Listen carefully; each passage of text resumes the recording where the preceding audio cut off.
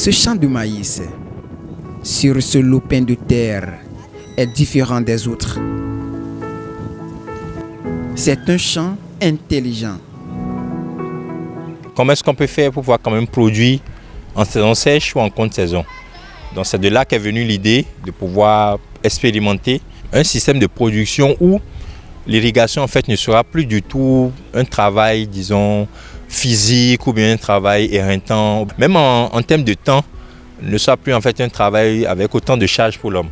Tout a été conçu ici, au laboratoire d'intelligence artificielle de l'ONG Béné Excellence, par ces jeunes. Après 3 mois de travail acharné, le résultat est plus que satisfaisant. Disons que le projet est quand même à 97% réussi. C'est presque un acquis. Il suffit simplement de paramétrer le programme, parce qu'il y a un programme existant. On paramètre simplement le programme en 2-3 lignes de code. Passé cette étape, 2 options se présentent aux fermiers. Recevoir une alerte avant ou après l'opération. Si si c'est que le système d'envoyer une notification à la personne, c'est qu'on est on est un peu dans de la semi-automatisation. Donc là, il va falloir en fait une action à la personne pour pouvoir déclencher l'irrigation. Ça, c'est une possibilité et ça dépend. Si la personne veut ça comme ça, voilà, on peut lui faire ça comme ça. Maintenant, la seconde possibilité, c'est que il n'y a pas vraiment de notification qui est envoyée à la personne. La ferme s'irrigue d'elle-même. Après, on peut toujours envoyer des messages de notification, c'est-à-dire à chaque fois qu'il y a un déclenchement d'irrigation, la personne peut avoir un message comme quoi la ferme vient de s'irriguer à telle heure, telle quantité d'eau ont été, utilisées. Voilà, lui, il aura juste une notification, un peu comme quand vous recevez en fait l'argent sur votre compte bancaire. Donc le système, en fait, le dispositif, il est fait de manière à ce que quand la plante a besoin d'eau, automatiquement, c'est le besoin en eau de la plante qui fait déclencher tout le système d'irrigation. Alors, comment fonctionne ce dispositif? Et en effet, dans ce dispositif, nous avons des microcontrôleurs.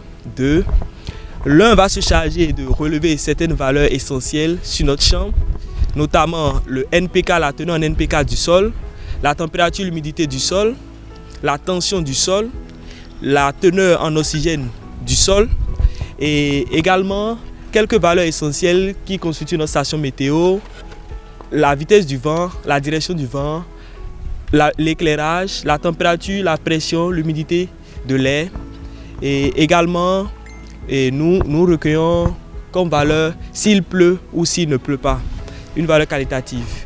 Et donc toutes ces valeurs-là seront lues par un microcontrôleur qui va au fait convoyer ces données-là vers un autre qui va se charger de les envoyer sur un cloud et nous allons récupérer les données sur le cloud et faire un traitement de données. Et au même moment, le seul microcontrôleur là qui recueille ces données va se charger de décider de s'il faut irriguer ou pas. Et du coup, nous aurons besoin de la valeur de la tension du sol et la tension est au fait cette grandeur physique là qui va nous permettre de dire si les plantes ont besoin au fait d'eau, si la poche en eau au niveau de la racine des plants est vide ou pas.